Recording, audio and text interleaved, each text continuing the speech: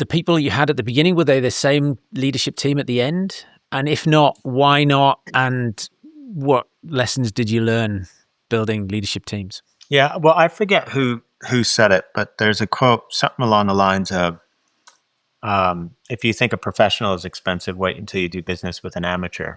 And you get what you pay for when it comes to leadership, and there's a time, of course, in the beginning when you kind of have to make do with whatever you have, but you have to very, very quickly pivot. And you've scaled, I know, a few businesses yourself. You have to very, very quickly pivot. And you need to know when is the right time to invest in the professional, right? Who is really skilled within their function, rather than trying to get everyone to kind of chip in and just make it all work. And I think that's a critical point. I think the interview process as well. AI makes this so much easier. Everyone should be asking themselves, especially if you experience a situation where you really struggle with a particular function, let's say in your leadership team, just pick whatever it might be. We've tried finding a director of operations or a COO, and we're on the fourth one now, or, the fifth CFO or whatever it is. Because every company will typically have one of these roles that they really, really struggle with.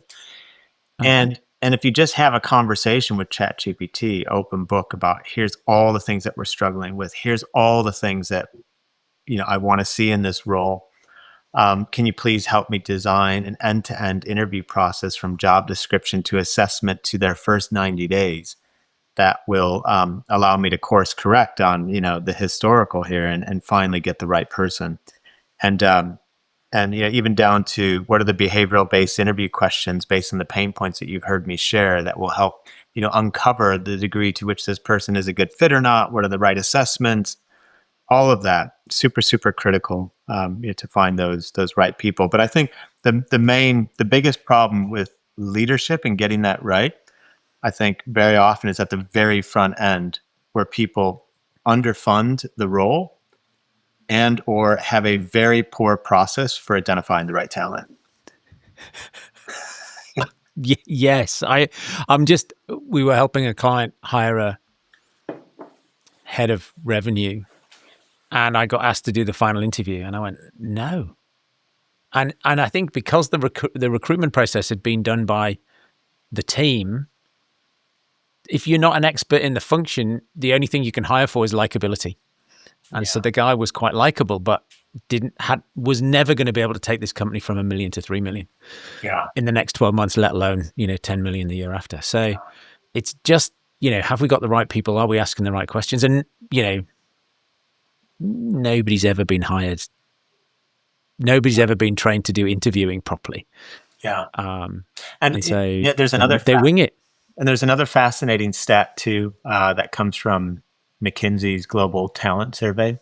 So this is especially relevant the higher the complexity of the role. Mm-hmm. But when you compare star performers versus average performers in very complex roles, a star performer will have 800% more output than an average performer. Now, this is especially relevant when you think about, well, a star performer might be 2 or even 3x market rates, which might make the person squirm. But what the research shows is that, but you're going to get a 9x return potentially if it's a highly complex role that you're hiring them for. So, that's, I think, another. And then one more thing, because it's all related to this, getting the right talent. What that doesn't mean is that you need to suddenly expand the budget, because if you look at the top performing CEOs as well, what they're very, very good at is making sure that they constantly reallocate. And the best CEOs will actually reallocate 6 times more on a percentage basis their annual budget to get it flowing to the highest return people or projects than an average CEO. So meaning the best performing CEOs don't create extra capital to hire star performers, they reallocate the capital. Yeah. Well, and so often you have these, you have siloed budgets and no reallocation, in average performing companies. Somebody's going, no, this is my budget, leave my budget alone. Yeah, and they keep doing it, and they stay on with the same people, well, because they've always been there, and they forget the whole, adages and sayings. They exist for a reason, and the whole, what got you here won't get you there applies to people as well.